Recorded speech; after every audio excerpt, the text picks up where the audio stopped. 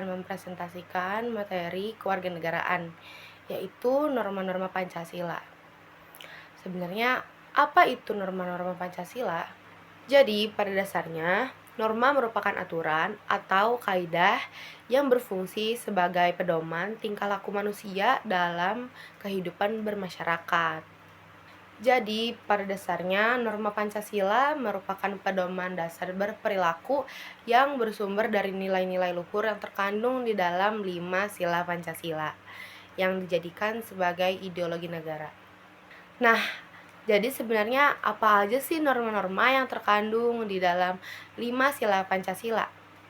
Dan di sini saya akan menjelaskannya. Sila yang pertama, ketuhanan Maha Esa. Sesuai dengan silanya, norma dari sila pertama ini mengandung kebebasan beragama, toleransi antar umat beragama, dan yang terakhir, tidak memaksakan agama kepada orang lain. Lalu, apa aja sih penerapannya? Kita dapat menerapkan norma sila pertama dengan cara tidak memaksakan kepercayaan kita kepada orang lain, lalu menjalankan ibadah, dan dilanjut sila kedua, yaitu kemanusiaan yang adil dan beradab. Norma yang terkandung di dalam sila ini berupa menekankan martabat manusia, persamaan hak dan kewajiban, serta sikap saling menghargai tanpa memandang latar belakang seperti suku, etnis, atau identitas aslinya. Nah, lalu bagaimana cara kita menerapkan norma sila kedua? Kita dapat menerapkannya dengan cara memperlakukan semua orang setara tanpa memandang latar belakangnya, apakah dia dari suku A, apakah identitasnya seperti ini, apakah dia golongan A, B, C. Kita harus memperlakukannya setara, selayaknya manusia, memanusiakan manusia. Dan dilanjut sila ketiga yang berbunyi Persatuan Indonesia. Sesuai dengan isi sila ketiga, norma yang terkandung di dalamnya berupa mengutamakan kepentingan negara di atas dari kepentingan pribadi. Lalu bagaimana cara kita menerapkan dalam kehidupan kita? Kita dapat menerapkan norma sila ketiga dengan cara berteman dengan siapa saja tanpa memandang latar belakang. Jadi kita nggak boleh milih-milih apakah kita harus berteman dengan seseorang yang sukunya sama seperti kita, latar belakangnya sama seperti kita. Kita harus tetap mau berteman walaupun dia orang Papua, orang Aceh, orang Timor, orang Sumatera. Kita harus mau berteman dengan siapapun itu tanpa memandang siapa sih orang itu sebenarnya.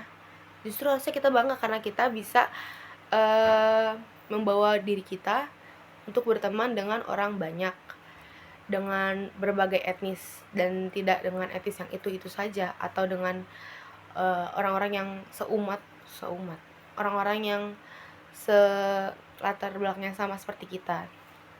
Dengan cara kita berteman dengan orang-orang yang memiliki latar belakang yang beda, identitas yang beda, suku yang beda, golongan yang beda, kita dapat membuka pikiran-pikiran baru dan kita dapat lebih mengetahui banyak hal-hal baru yang terjadi di dunia ini, sekalipun itu yang terjadi di dekat kita. Dan dilanjut dengan sila keempat yang berbunyi kerakyatan yang dipimpin oleh hikmat kebijaksanaan dalam permusyawaratan perwakilan. Sesuai dengan isi silanya, norma yang terkandung dalam sila keempat berisikan mengatur cara pengambilan keputusan yang ideal di Indonesia, yaitu melalui musyawarah untuk mencapai mufakat atau demokrasi. Lalu, bagaimana cara kita menerapkan norma keempat dalam kehidupan kita? Kita dapat menerapkan norma keempat dengan cara mendengarkan argumen orang lain saat sedang berdiskusi, menerima opini orang lain saat sedang berdiskusi tanpa mematahkan atau mendahulukan opini kita. Dan dilanjut dengan sila terakhir atau sila kelima yang berbunyi keadilan sosial bagi seluruh rakyat Indonesia. Sesuai dengan isi silanya, norma yang terkandung di dalam sila kelima ini merupakan berfokus pada pemerataan kesejahteraan, keadilan, dalam aspek ekonomi, sosial, budaya, serta sikap hidup hemat dan kerja keras. Lalu bagaimana cara kita menerapkan norma kelima dalam kehidupan kita?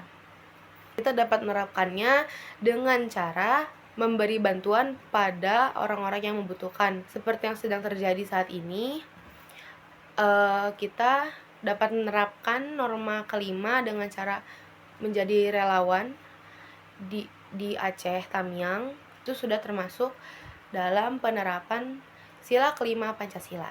Mungkin segitu saja dari saya. Sekian, terima kasih. Maaf apabila ada kata kesalahan. Wassalamualaikum warahmatullahi wabarakatuh.